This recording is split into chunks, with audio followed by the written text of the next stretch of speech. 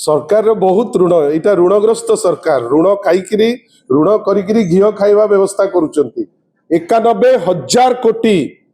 18 मास भितर ए सरकार ऋण कलानी। अलगा कथा आयुष डाक्तर तांकर जदि तांकर कोहेरेंट मतरे डिजर्व करुचंती जदि तांको विषय किछि चिंता कले सी अलगा कथा किंतु ए सरकार आगामी दिन मानकरे दरमा दे पारिबे कि नाही सरकारी लोकंकर सेटा होची बड़ कथा। 91,000 कोटी टंकार ऋण 18 मास रे आ आश्चर्य हो जिबे 38 भाग सेतिरु होची बाहर रु लोन खोला बाजार रु ऋण सेतिपाई आमे को आड़ को गति करूचे सेटा गोटे बड़ प्रश्नवाची किंतु एइटा अलगा कथा जे जदि आपण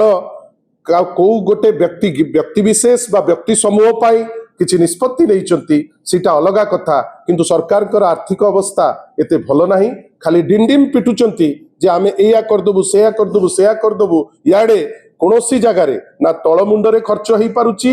1 लाख कोटी सेंट्रल स्तर रे खर्च होई पारिनी रहिछि आ हमर आजि पर्यंत ए सरकार मध्य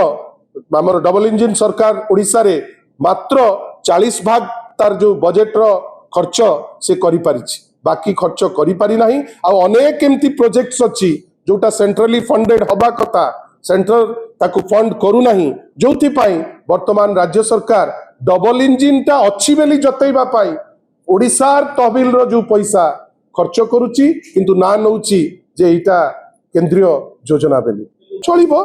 बहुत जिंस बीजेडी करची जोटा हेई पार नथला गोटे बात्या विध्वस्त ओडिसा रु आज जदी ओडिसा गोटे सारा विश्व दरबार रे आज यदि डिजास्टर कंट्रोल रे मास्टरी हासिल करछि धन्यवाद देबे नवीन पटनायक को गोटे दरमा देउ नथिबा देई पारु नथिबा सरकार रु यदि आर्थिक स्वच्छलता रे सारा भारत रे 1 नंबर हेई पारला ताले हेई पारिबो एई जो नुवा सरकार डबल इंजिन अछि आमे आशा करिबा किछि जिंस सेमाने करिवे आपण माने हमर बंधु आपण बुझी थांतु governance is a continuous process आमे किछि करिचु बहुत जिंस हेइची आगामी दिन रे जेहेतु आपण माने रखि थांतु जेहेतु धन्यवाद नवीन बाबू को धन्यवाद 5T रो प्रोसीजर को जे आमे आर्थिक अवस्था एमिति स्तर रे रखितिलु जोथि पाई आज ये सरकार दरमा दे पारुची जदि किछि चिंता भी करि पारुची धन्यवाद नवीन पटनायक धन्यवाद 5T रो प्रोसीजर ऋण एबे करूचंती पैसा नाही आपण टिके भितरु करंतु स्टडी करंतु।